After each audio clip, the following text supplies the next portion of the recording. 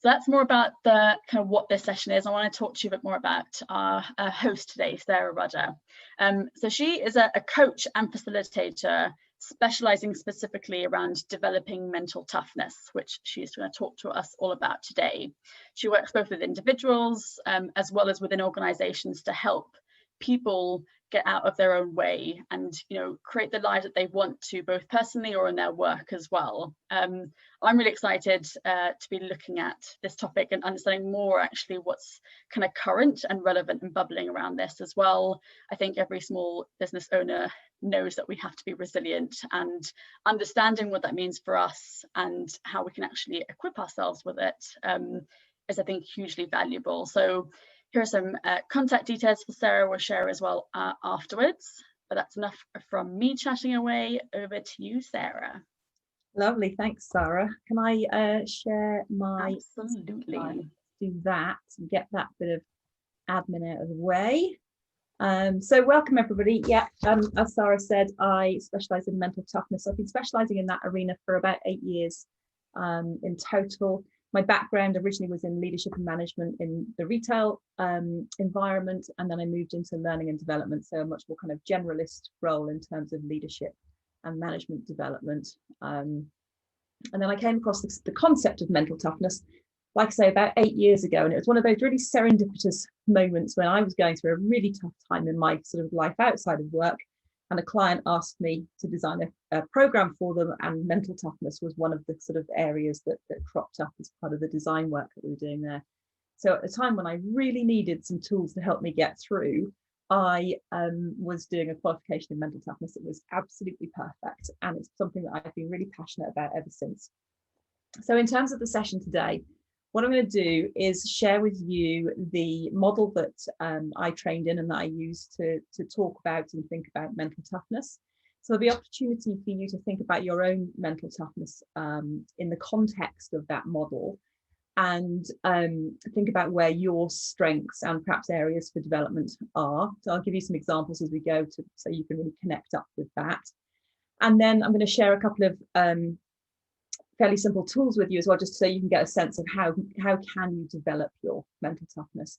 Now, I always talk about mental toughness as a bit like yoga. You know, you have to practice it. It's not something that in an hour I'm going to send you off out into the world being, you know, mentally tougher than you are right now. But if you learn the tools and you use the tools regularly, then you can certainly develop your mental toughness. And the work we do shows that it's what we call a plastic personality trait. So it is something that you can develop and grow. It's not fixed. So that's the plan for the session. We're quite a small group actually, so I'm happy to take questions as we go. I'll stop, you know, at a couple of points and check in. If you've got questions that you want to pop into the chat box, I've asked Sarah just to keep an eye on that. But I'm also going to sort of ask you to participate along the way as well. And the first thing I'm going to ask you to participate in is answering this question for me. How would you define resilience? And the reason I'm asking this is obviously I made a point in the sort of overview for this session as saying, you know, everybody's talking about resilience, but there's something else. There's a new kid on the block, which is mental toughness, and it's a bit different. So I'm interested to know how you would define resilience. You can either pop something in the chat, or you can unmute and just share with me what your thoughts are. Like I say, we're quite a small group, so don't feel like I'm needing to wrangle 100 people's responses right now. Hi. I suppose I'm working with grit. I suppose Angela Duckworth's books kind of done well with that. And looking at long-term grit versus what I would call resilience can be quite in the immediate. So you might have over a lifetime quite a lot of grit, but if you're working in an environment where you're feeling unsupported, and therefore your resilience is worn down because you're not in that environment. So I'm quite interested in and obviously like when hope comes in and that sort of thing as well on the resilience and grit side. So I'd be interested to hear about your alternative with mental toughness as well. So thank you. And how do you define grit, Lee? Just so everybody's on the same page. I think grit is longer term when you actually have faced challenges and managed to rise up and use those challenges to learn and grow and reinvent yourself if that's what it's taken, or whatever your business is. So I think it's So that's why I was thinking there's always quite a lot of like hope in there as well, that you can take those positive actions. Yeah. So you can keep another vision and hold it. I suppose the difference for me between the grit and the resilience is you might over a long time have had grit, but with something like COVID, your resilience might be have been, it's more on the shorter term. Yeah, absolutely. So you are definitely going to see grit sitting within this model, and you'll all see resilience sitting in this model as well. Yeah, they're not, you know, entirely separate concepts. They all sit together. So I'm just interested in Adrian's definition as well. The tub thumping lyric: we get knocked down, but we get up again. And Sarah's put being able to get through tough times. So yeah, absolutely. If we look in the dictionary, our definition is the ability to quickly become healthy, happy, or strong again after illness, disappointment, or any other problem. And then I guess the origins in terms of, you know, working with metal, particularly a substance or object that's resilient, is able to return to its original shape after it's been bent, stretched, or pressed.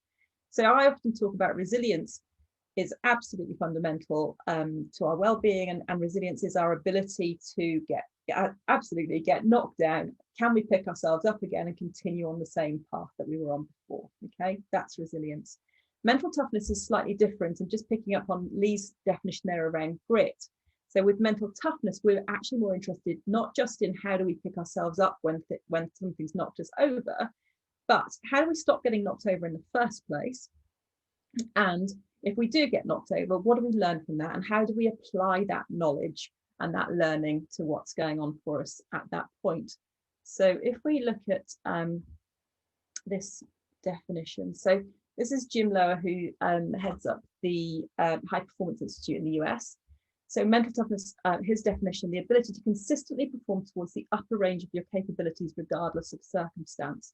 And if you have come across the term mental toughness, it's likely that you've heard it in sporting circles. So the origins of mental toughness are in sports psychology.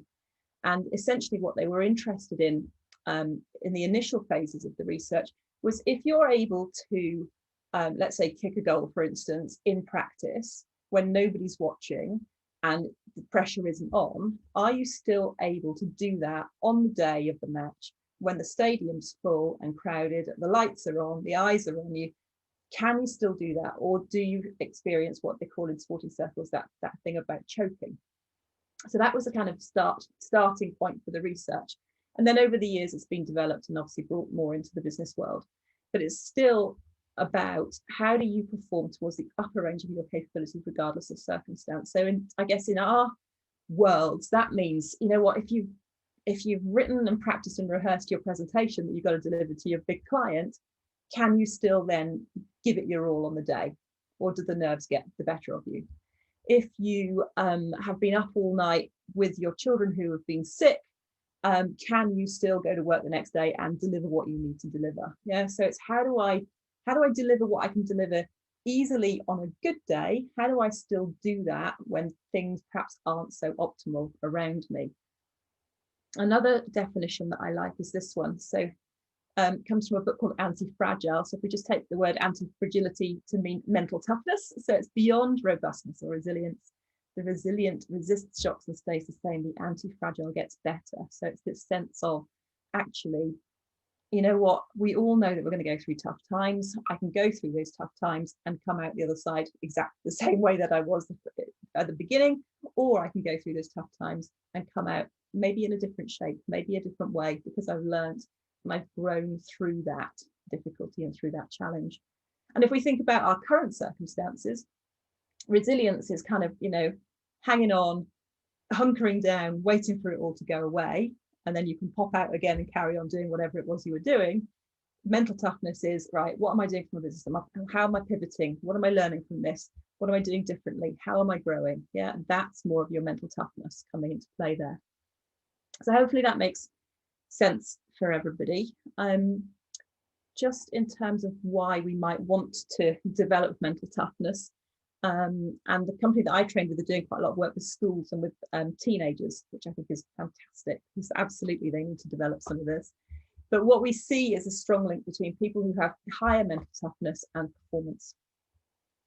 We absolutely see a strong link between higher mental toughness and positive behaviours. So people with greater mental toughness are the more can-do people. They're the people who make things happen. In tests, well-being scores were higher for people with mental toughness. They tend to take a different perspective on things, which helps them to generally be more mentally healthy. It's certainly not mental toughness is not going to stop you from getting mentally ill. Let's be really clear about that. But it is going to help you maintain your well-being for longer in difficult circumstances. Aspirations, so people with greater mental toughness tend to be more capable of setting goals and achieving those goals, and employability obviously fits within that. And often they're people who are more comfortable with change and transition and seeing things through. So sticking with it and commitment. So you'll see all of those things coming through in the model in just a second. So any questions before we continue on? Are we all good? Nothing's come through the chat yet. Lovely. Okay, so I'm going to talk to you about this model. So this is the model that was developed by a company called AQR, and particularly by two guys, Peter Clough and Doug Straharczyk. Peter comes from a background of sports psychology, and Doug is an occupational psychologist. And they took everything that they knew from both of those arenas and all the work that they did. And this is the model that like I say, I trained in and that I use to work with people in the arena of mental toughness. So you can see we've got around the outside, we've got what we call the 4 C's: control, commitment, challenge, and confidence. And each of those is broken down into 2 different areas. So I'm going to talk to you about each of those in turn, each of the 4 C's in turn. What I'd like you to think about as we go through them, I'm going to give you, what I'm going to talk about is low scores and high scores. So I want you to imagine a scale of 1 to 10, with 7 to 10 being a high score, 1 to 3 being a low score. And obviously there's a middle space there where you might see more kind of moderate behavior. So I'm going to talk to you about the 2 ends. Just any of you who work with personality profiling will understand that approach, I suspect. And what I'd like you to think about, and I'm not going to ask you to share this, but just think about where would you score yourself on that scale as we go, because that'll give you a sense of where are your real strengths and where are the areas that perhaps you could develop your own mental toughness. So let's start with control. We've got life control and emotional control. So just to give you I guess a headline, first of all, life control is about how in control of my life do I feel. So even when everything is falling apart around me, am I the sort of person that's able to take control of what I can? You know that whole phrase, control the controllables? That sits in this space. And emotional control is, can I control my emotions when I need to? Now, it's not about not feeling the emotions, it's about, can I control them when I need to and when it's appropriate? So I often say to people, mental toughness is not about being bulletproof. It's not about not feeling anything. It's not about not having emotions, but it's about how do I manage those when I need to. So if we're thinking about this area of the model, control, somebody at the low end of the scale would be somebody that shows emotions easily, so you absolutely know how they feel about things. They use often negative or very passive language, so they can tend to be or to come across as one of life's victims, blaming other people or outside factors for failures. They'll often focus on why something can't be done rather than trying to work out how it can be done. And they'll typically wait for things to happen rather than taking initiative. So they're not the people who are going to lead your project or your change program, for instance. At the high end of the scale, we've got people who are good at controlling their emotions, sometimes too good. They're good at planning and time management, and they work hard to clear blockages. So these are your can-do people. Now, there are dangers, just as you can, I'm sure you can see, there are dangers of being on the low end of this scale. There are also dangers of being very high on mental toughness. And people who are very high in control can often be seen as being insensitive or too controlled, and too controlling as well.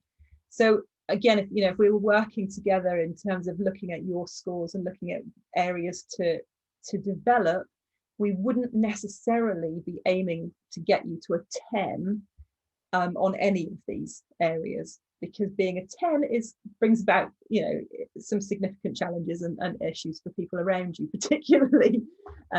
So that's not the aim. Okay, it's not to be absolutely 10 on the scale for any of this. So that's our control, our life and emotion control. What I'll do is I'll run through each of the 4 factors, and then I'll take a moment to check in with you folks and see if there's any questions or comments at that point, okay, before I share a couple of tools with you. So we're moving into the purple area next, which is commitment. And here we've got goal orientation and achievement orientation. So this is around, am I a person that likes to set goals? And often people with high scores are the ones that set goals, not just inside work, but also outside of work. And am I a person that then focuses on achieving those goals? So can I break them down, and then can I make them happen? So again, if we think about the low end of the score here, or the scale, we've got people who actually don't like goals and measures. They see them as being opportunities to fail. And so they might experience paralysis. So if you've got team members, for instance, who are low on this particular part of the scale, they won't respond brilliantly to having goals and measures and targets set for them. So they might lack a sense of purpose. They're the sort of people that like to go with the flow and just see where they end up. They're not that bothered about kind of setting out on a particular path. So goals and targets can often seem overwhelming. They're not good at breaking things down into manageable chunks and trying to find a way forward. On the opposite side of the scale, we've got people who are really driven by goals and measures. They translate those into something achievable. So they're good at chunking things down and working out what the steps are that they need to do. They're great at prioritizing the effort to make that happen, and really good at maintaining their focus. The challenge of being really high on commitment is that they can be overly committed. So once they've set their mind to it, there's nothing that's going to sway them from that path, and that may not always be the most helpful thing. And they can be too goal focused. So I actually score really high on commitment, and I do a lot of long distance walking. So like literally over a week or 10 days, I will cover, 130 miles or whatever path I'm walking. And invariably it takes me the first 2 days to slow down, because I get really focused and really a bit almost fixated on getting to wherever I set out I should be by the end of the day. So it's something that I'm really conscious of, that I can get a bit fixed on the goal and getting to the goal and not enjoy the journey that's taking me there. I think probably with us being, most of us being self-employed people, you might also experience that and notice that. Yeah. So, okay, so that's control and commitment. Let's look at challenge. So here we've got risk orientation. So am I a person that's prepared to take a risk? And whether it goes well or not, can I learn from that situation? So here we've got at the low end of the scale. So we're also talking about change in this part of the wheel. So challenge and change. People at the low end don't like sudden changes or shocks. Again, there's this sense of fear of failure if you take on a challenge, not recognizing that actually taking on a challenge can offer great opportunities for growth and learning. So they tend to stick with routine. They like things to be the same, to stay safe and secure. Opposite end of the scale. And again, it wouldn't surprise me if we've got some people who are quite high on this one as well. So people who like to seek out challenge, they're not frightened of being asked to do something that stretches them. In fact, they probably enjoy being asked to do something that's going to stretch them. They're often people who are seeking out opportunities to learn something new, whether that's inside work or outside of work. There'll be people who are setting themselves challenges, like I say, to learn something new, or perhaps to really stretch themselves in terms of running a marathon or whatever it might be. So they enjoy competition, they like problem solving, they like variety. Danger here, easily bored. Yeah, people with a high score on challenge and change are not always great at seeing things through. So you need to think about what the combination of challenge and commitment might be there for you. And also they can be quite challenging for people around them. So if you're somebody who's really comfortable with challenge and change, and you're often creating it, that can be quite tiring for other people that are perhaps working with you, or who perhaps aren't quite so comfortable with that rate of change and like things to stay a bit safer and a bit more secure. So that's challenge, and I'll share these slides with you afterwards if that's of use and interest for you all. So our last one is confidence, and confidence in abilities and our interpersonal confidence. So confidence in abilities, this is our inner confidence. Do I feel able to deliver what it is that I'm being asked to deliver, or that I'm asking myself to deliver? Or do I feel able to learn it at least? You know, do I have that confidence in myself that I can work it out? So, and I know you guys did some work on, or not some work, but you were talking about imposter syndrome not all that long ago on one of the sessions that I watched. So that's where imposter syndrome can often sit, is in our confidence and our abilities. And interpersonal confidence, so my ability to, of course, interact with other people, to tell them what I'm capable of doing, to put myself out there, essentially. So this is probably one of the easiest ones to spot in ourselves and in other people. Low end of the scale, so we're measuring self-esteem here and our ability to assert ourselves. So, you know, if I'm low on confidence, I'll be less likely to express opinions. I won't perhaps feel confident in knowing my subject. I won't stand up for myself, so I won't necessarily be comfortable with conflict. There's often a need for external validation, so feedback and recognition from other people to make me feel okay about what I'm doing and how I'm going about things. And then high end of the scale, so the complete opposite really. So people with high confidence don't need external validation. They're really easily able to tell themselves that they're doing a good job, quite prepared to argue their corner. The danger, of course, of being really high on confidence is that sometimes you're not very good at listening to other people. Perhaps you push your point of view when it may not necessarily be the right thing to do. And often people with high confidence genuinely find it difficult to understand why anybody else would have low confidence. Yeah, because they've never experienced that. So it's really worth recognizing that as well. And of course, I'm sure you can recognize that if you've got very high confidence, there's the danger of coming across as being quite arrogant and like I say, not listening to other people. So that's, I guess, a whistle-stop tour through the model. Hopefully it's given you something to think about. Any questions about any of those areas, or any comments or any observations that you want to make at this point?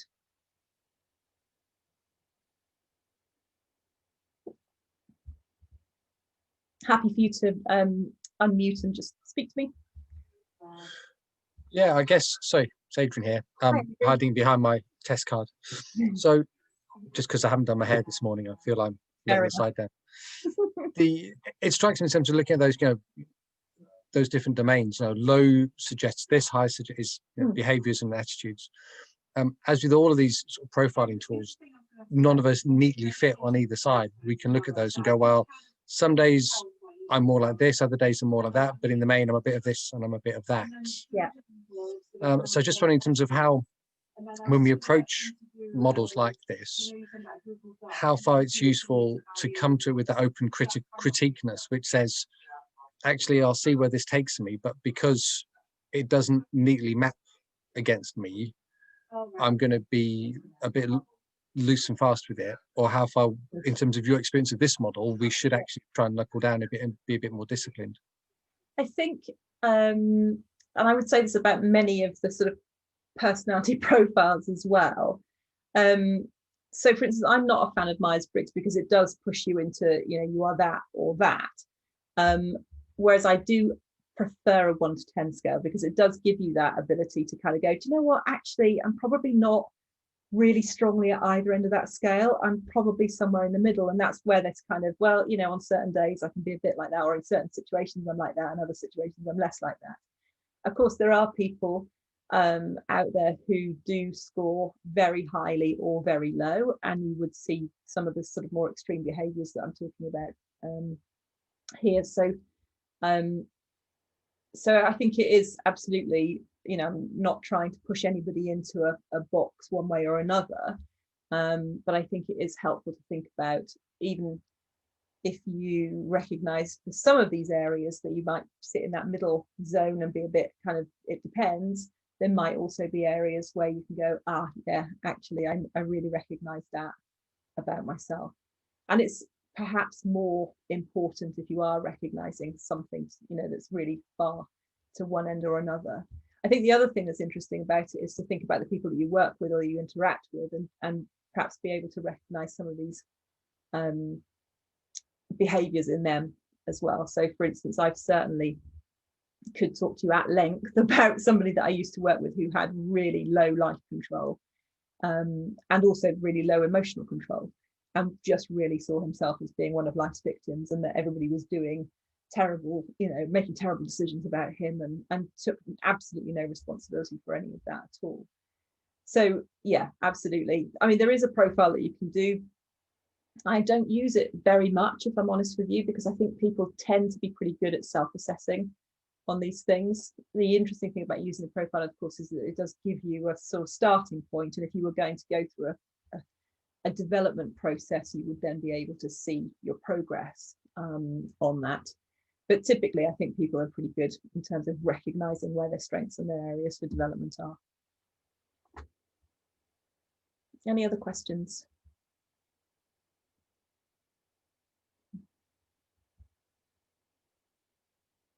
Okay, so I thought I might give you a couple of tools just to finish up the session, and then I'll open up for general conversation. So, oh, there we go.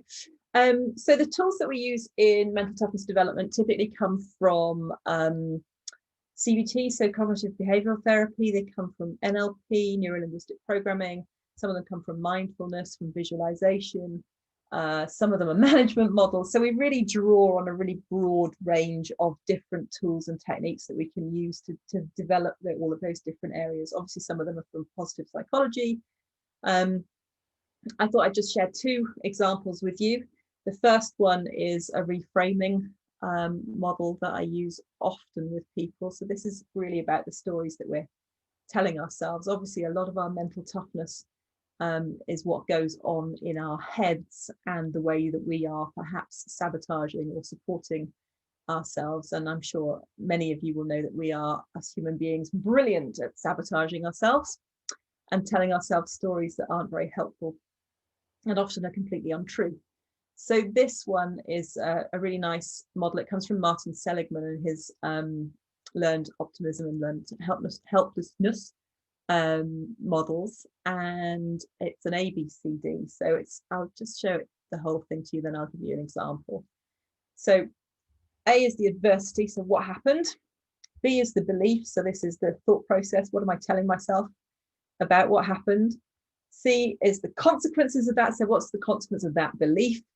And D is the dispute. So given the time of year, let's give you an example of how many of us started some kind of health and fitness regime last week?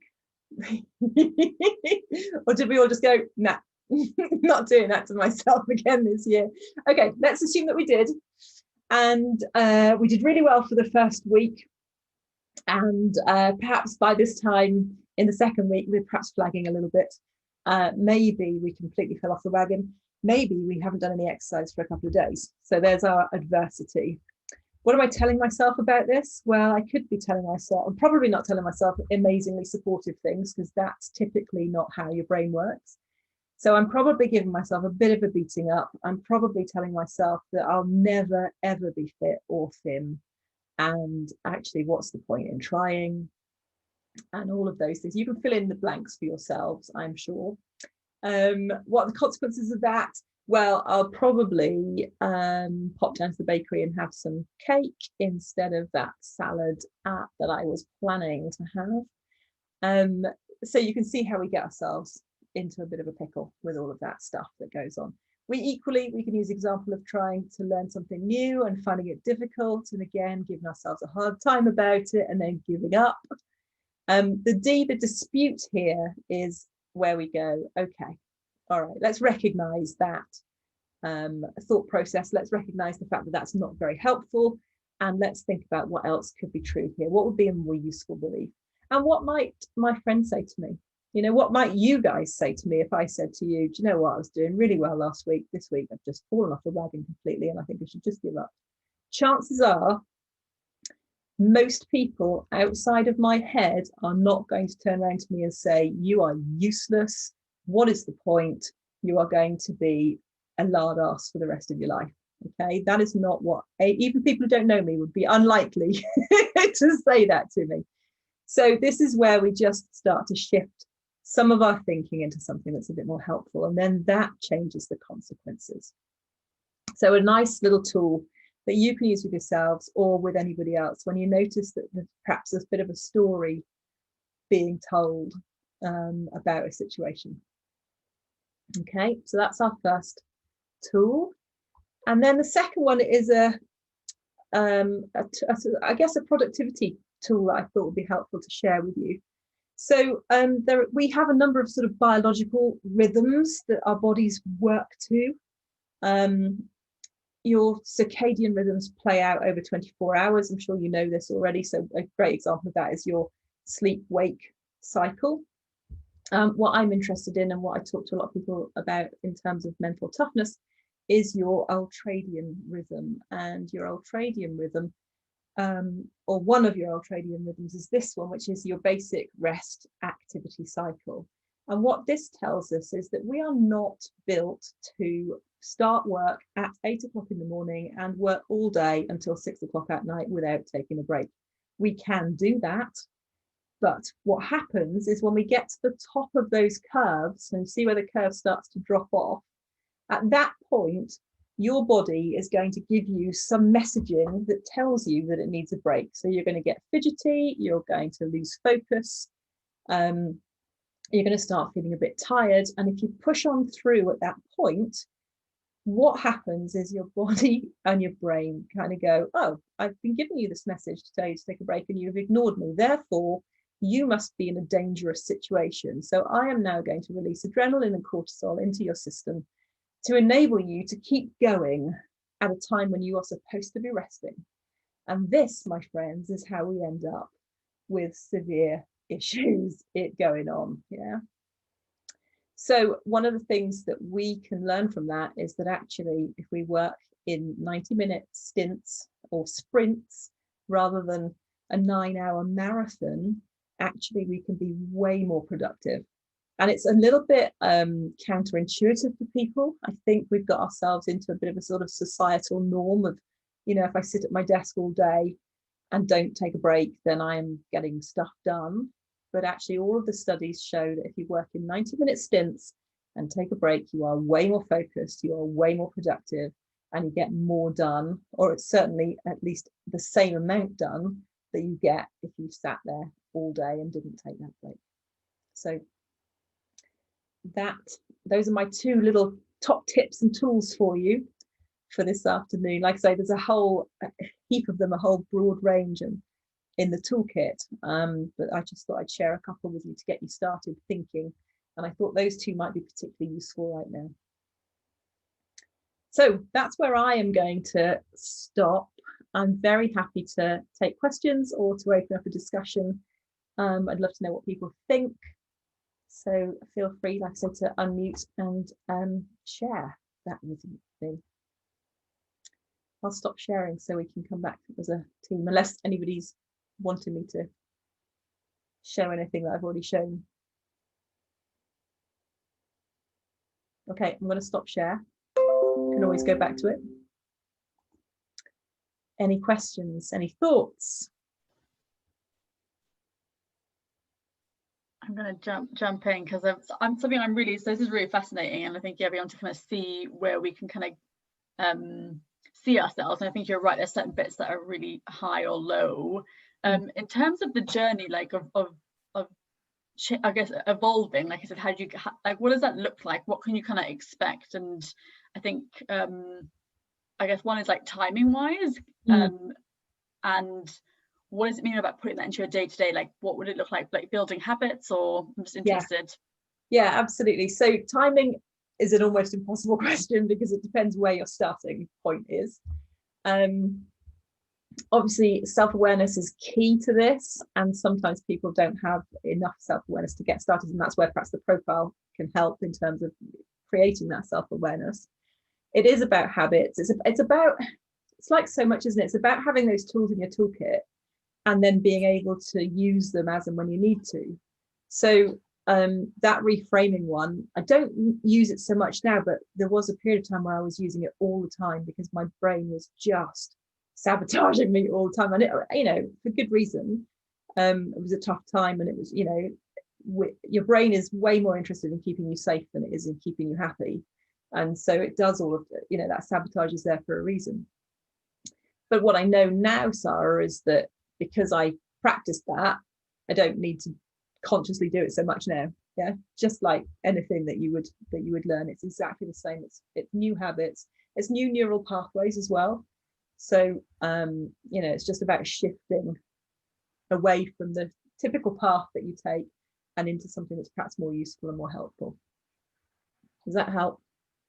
Yeah, absolutely. I think you also said it really well at the beginning. Actually, it's not about trying to find quick ways to fix something or like those things. It's about developing your toolkit and having that practice and being able to tap into that as you go. No, it's really useful. Thank you. It's mental agility, just like yoga is physical agility, or you know, physical flexibility, isn't it? Yeah. If I don't practice yoga for 6 months, I'm stiff and I can't touch my toes. So it's same with my mental toughness. You know, if I'm using it on a regular basis, it becomes much more natural and much more flexible. Yeah, absolutely. Thank you. And you sorry, go on. I was just going to say, I'm definitely going to try out the 90-minute stints of working, because I'm a creative and I've kind of got this story I tell myself that I get into a flow and then I should run with it, but I kind of sometimes get really hyper focused and then I'll work for hours and hours and hours, and by the end of the day I'm just like so drained. So I'm quite interested in how that flow actually works. So I kind of feel it when I'm in it, but I can't imagine that it actually lasts for longer than 90 minutes realistically. It was probably peaks that I'm noticing. I don't know, so I'm just curious to try that out. I'm going to try it tomorrow. And you're probably pushing through the 20 minutes and not noticing them. Yeah. So, yeah. And I think, you know, again, sometimes people go, 20 minutes, that's really ages to take a break. Fine, don't take 20 minutes, take 10 minutes, but take a break. Just take a break, because you'll feel better for it. And it doesn't necessarily need to be about, you know, going and doing something that's really obvious rest. You know, it could be going 20 minutes, walk around the block. Yeah, it's just about changing your energy and doing something different that allows you to come back more focused. Yeah, okay. Have a cup of tea. Yeah, I know one good thing about working from home, isn't it? I'm like, oh, I just do my washing. All my like life admin gets fit into those little blocks. Yeah, and now I put my washing up in the 20 minutes. Yeah. That's exactly what happens in my day. Any other questions, thoughts, comments? I was just thinking this idea of having a toolbox approach is really important, because life is messy at the best of times, let alone when you're trying to duck people sneezing around you. So think about that stuff. And yeah, the idea of having a pattern of going these blocks of times would be fantastic. I would dearly love to be in circumstances where I could set that control, but if I do, there's a trade-off. And so we have that, again, that self-awareness to say at different times we can adopt certain things, at other times we have a bucket load of stuff thrown at us and we just need a quick fix. Absolutely. Because we can't build it. So it's about having that. And again, you mentioned about the bakery. One of the sad things about lockdown, some up in the north, we've been better than you in the south at observing lockdowns, I think. Anyway, data figures aside from that. I haven't been to a bakery in 18 months. But I know that for me, one of my kind of bag of tricks that I used to have, one of the emergency go-tos was a cream bun from a bakery. That was when I knew how it affected me, the sugars and all the rest. But that was my kind of, in an emergency, that's the resilience block. That's the toughness thing, which gets me through that bump so I can then get into the other stuff. Yeah. I'm just kind of wondering if, Sarah, so, you know, you kind of looked at this before and over a number of years, how far this last year and the way it's impacted upon working patterns, living patterns, family relationships, how far is that having an impact, a tangible impact on how we approach and think about toughness? Yeah. Or how far has it just accentuated it and said, actually, yeah, it's all pretty much same as before.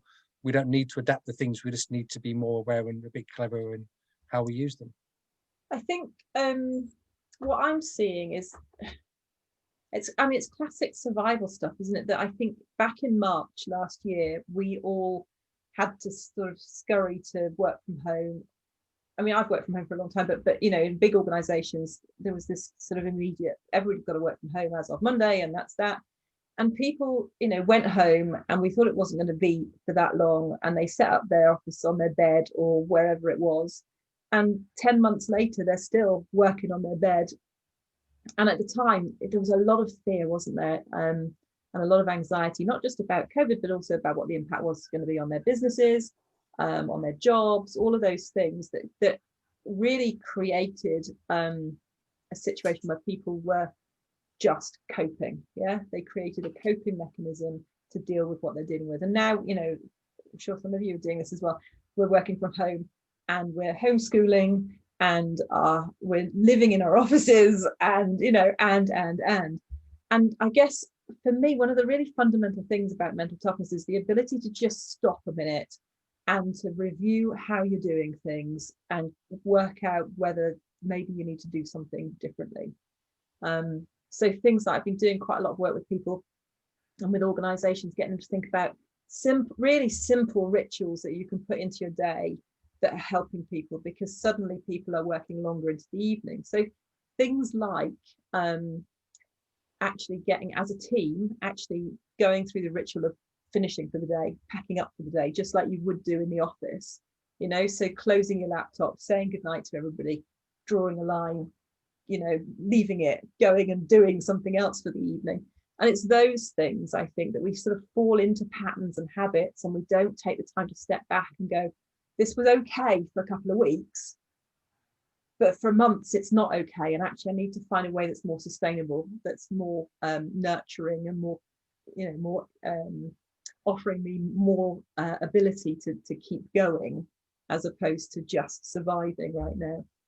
So I think that's the impact, really, is that people, when we're in survival mode, we're not always very good at stepping back and tapping into that mental toughness. We tend to go in more into our resilience and just cope, just, you know, we're clinging on by our fingernails rather than trying to find a way forward that's more helpful. I see you checking your fingernails, Adrian. Let's not go to that. Sarah, also another question. When we kind of did like some of the things we talked about, especially with extremes, and it kind of especially around things like goal setting and being, and I guess also how the world feels to you. Like when we are looking at growing teams, like what can you be doing either to be making it work for everyone? Like how do you actually then, in a sense, work with like people? I know there's obviously, I guess, individual levels, kind of trying to move yourself on the spectrum, understand people, but is there other ways that you can also create ways of working that works for a lot of people? I'd be really interested around that specifically. Yeah, so I mean, you can create mentally tough teams, absolutely. And part of that, the starting point for that is self-awareness. So where are we at in terms of our team toughness? And then recognize, just as you would do with personality profiling as well, recognize where are the strengths here for us as a team. You know, if we're a team that typically work in change management, I would hope that most of the people in that team are relatively strong on the challenge side of things and on the commitment side of things. But if that's the case, but they're low on confidence, then there's some work to be done in that arena and building the confidence, because they may not have the confidence to push that change in a big organization, for instance. So it's really, I think there's something there around self-awareness, but also team awareness of what's going on for us and what our requirements are as well. You know, so being in other circumstances, being a team that's really high on challenge may not be very helpful for whatever it is that you're trying to achieve. You know, if your job is to create stability and security for a certain sector of society, then being somebody who's high on challenge probably isn't a great way of going about things. So it's really about identifying where are the strengths in the team, where are the areas for development, and does that fit with what we're trying to achieve here? because it might be that actually that's the right combination for us, or it might be that we need to be a bit more focused and shift some of our thinking or our ways of being. Can I just add as well, because the people that we're working with at the moment, we're finding like when things are really changing a lot, it's actually taking that time, as you said, to stop, pause, reflect, so that you know what to let go of. And you don't sort of throw the baby out with the bathwater, but you also do let go. So when we're in this fear flight, which is what's going on at the moment, we tend to hang on to things. And so I think part of your mental toughness is actually reviewing what's serving you, what's not, what to take forward. And if you can create that as a team, then that feels really supportive, because different people are going to come in with different perspectives, which also keeps you open and expansive rather than feeling small and overwhelmed. And the other one that I was just going to say, there's a good podcast, which you've probably heard of, but just in case you haven't, if people are into podcasts, is Tim Ferriss' show. He's got a good one with Dr. Jim Lauer on mental toughness. And it's a really nice, and he really recommends, Jim Lauer, who has trained loads of people with the Olympics, and he really deals with people, once you've got the gold medal, then what? Because then people have a massive dive, or that he's gone into that in a big way on how you have to have like depth to you. So if you've become so focused on one goal that you have to be able to have that range of emotions, because once you reach your peak, where do you go from here? And then that's when people really, and that's when the mental toughness actually kicks in then, especially if they've been really driven by the goals to get there. And I think that serves us pretty well. And where does our energy go and where we're focusing, and when we're beating ourselves up, when we're not, kind of. And he really, which I was quite surprised at, I don't know why I was surprised, but he really recommends journaling, which kind of a lot of us do journal, but that makes you check in every day, really, with that habit of how much am I beating myself up? Where am I setting my goals? And have I achieved them? And if not, why not? And does it really matter? That sort of kind of, and get into the habit of journaling, just so that you have that awareness of helping yourself with your own mental toughness. But I'll put it in the thing. It's the Jim Ferriss one with him. Lovely, thanks, Lee. I was gonna say also just on journaling, so I've been kind of person that everyone keeps saying, oh, you should journal. I'm just like, no, I don't know why. But I read something recently that it is actually a very different process to thinking it. So I think I feel like I've got stuff going in my head of kind of thinking it through, but apparently actually writing it down is very different in the process of understanding it. So in case anyone else is watching this who is not really sure about journaling, I'm giving it a go now as well, because it was like a new focus on it. So can I just mention my journal at that point? That feels like So back in the last lockdown, my partner, who also works in sort of mental and emotional health, and I decided that we would pour everything that we knew into a self-published journal, which is called Journey. And so this is full of quotes and lovely activities. There's the reframing one, so different activities and exercises that you can do to develop your mental and emotional health. And it's it's like a journey into your own well-being, I guess. So we use the metaphor of different elements of nature right the way through to get people thinking about different areas.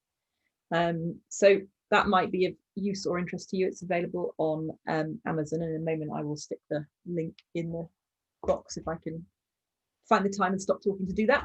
And also we are starting a program off the back of that as well next Thursday.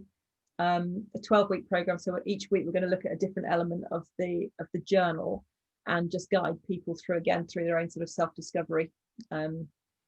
Oh, thanks, Sarah. I can see you've popped that in the box, so you've got a link to have a look at that if anybody's interested, or if you know anybody that might be interested in joining us.